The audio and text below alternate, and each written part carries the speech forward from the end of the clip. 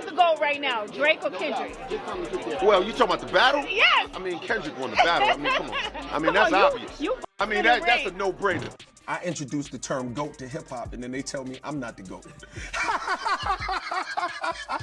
And you wouldn't even be saying it if it wasn't for me. It's only one GOAT. It's only one GOAT. It's only one GOAT. I'm not gonna, banter back and forth. If anyone has anything to say, then say. James Todd Smith, better known as LL Coach, was one of the first rappers to draw in a massive women audience, while also earning respect from his hardcore rap fans. LL Cool J was an original author of the Declaration of Hip Hop, and his influence is quite literally everywhere.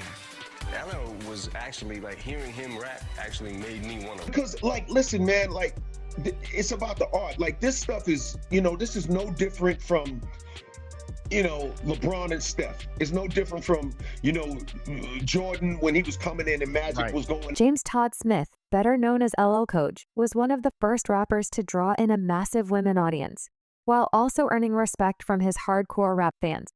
The last of the red hot loving MCs, looking for a little, that's my theory, and ladies love long, hard, and lean, and now you know what LL means. And so are we.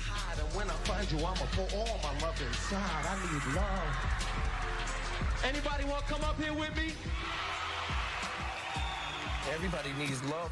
Only suckers are scared of love. LL was the first artist signed by Def Jam in 1984, and his debut single, I Need a Beat, played a crucial role in helping the label land a distribution deal with Columbia. LL's debut album, Radio, in 1985 was the first Project Jam ever released, marking the beginning of an era. The man who coined the term GOAT in hip-hop, LL Cool J, is a superstar, with over 13 million records sold primarily in a pre-streaming era. He also smoothly transitioned from music to TV and movies, boasting probably the second most successful on-screen career of any rapper after Will Smith.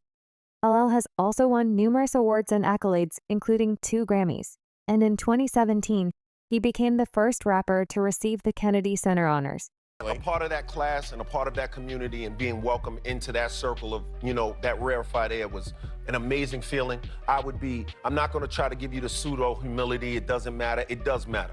I'm very thankful and grateful, and it's dope that I got that opportunity, and I'm glad that I had that kind of impact on the country, and I hope that, through the station I can continue to impact you guys and continue to just raise the level of culture and classic hip-hop in America so that more and more people understand what it's about and, just get into it. In 2021, LL was inducted into the Rock and Roll Hall of Fame, becoming one of only a handful of hip-hop artists to receive this recognition. There are only 10 other rap acts in the Rock and Roll Hall of Fame: Grandin, Flash and the Furious, 5 RDMC, the Beastie Boys, Public Enemy, NWA, Tupac, Biggie Smalls, Jay-Z, Eminem, and Missy Elliott. And despite not releasing new music since 2013, LL's influence continues to grow, and many rap icons have credited him as their inspiration. LL Cool J is hard as hell. Yeah. So what does LL really stand for? Ladies love, living large, licking lips. Well, I'm here because I personally think it stands for living legend. L, do you remember a story you told me about leaving Def Jam? You were the first artist on Def Jam. You recorded all of this music and delivered all of these albums. Then fast forward to this, your deal is up. And you told me you were really expecting a really high dope parting gift, right? Do you remember what you told me you got? A cheap watch. Right? Well, now I guess you know what time it is, right? I mean, the folks at Def Jam probably could have done better with their parting gift, but they knew exactly what they were doing when they signed you as their very first act. LL was 17 years old when his debut album came out. It not only put Def Jam on the map, but it launched a superstar.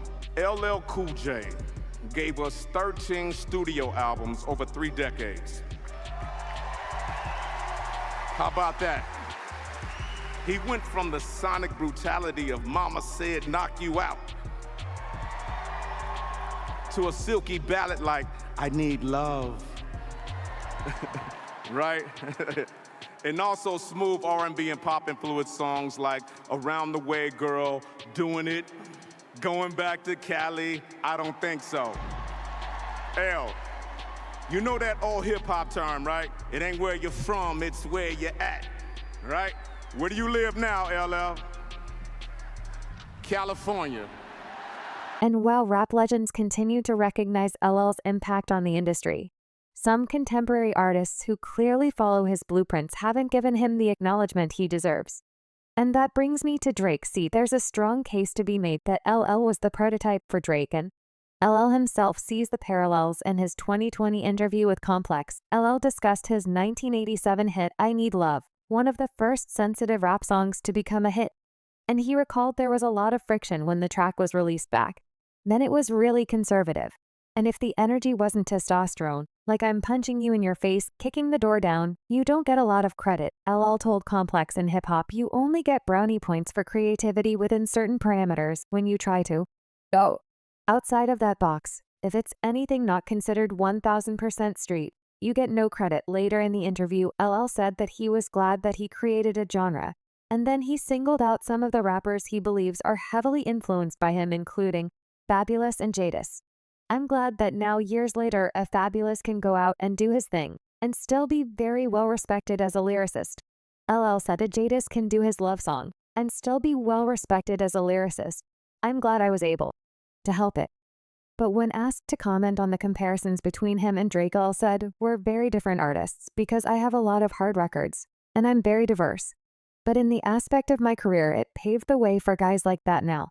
To really understand the similarities between LL and Drake, look no further than LL's sophomore album, Bigger and Deffer, and its lead single, I Need Love. The track broke the mold at a time when rappers were portraying themselves as womanizing party boys with no feelings, or social commentators like Drake, who launched his career with emotional tracks like Best I Ever Had aimed at women. LL faced accusations of going soft or selling out, and throughout the years, both artists have taken heat for their women-centered songs. But LL didn't let those comments about him being soft get to him. Back in 2013. LL was asked by Interview magazine to comment on I Need Love being a very soft song in terms of the lyrics, and LL replied, it's not soft, it's the truth. Love ain't soft, man. It's just a part of life. And see, this is exactly what Drake should have done. He should have embraced the image that made him popular in the first place. Just like Kendrick said on Euphoria, I like Drake with the melodies. I don't like Drake when he act tough. Unlike LL Cool J, who embraced his softer side and stayed true to himself, Drake let those jabs about being sensitive get under his skin. Suddenly, our favorite nice guy was trying to prove he was tough, overcompensating in a big way, rapping about his mob ties and degrading women. Now, don't get me wrong, like most rappers, LL Cool J also had his fair share of misogynistic lyrics, but he grew out of it, whereas Drake hasn't evolved at all. If anything, he's gone backward. Remember when Drake first burst onto the scene?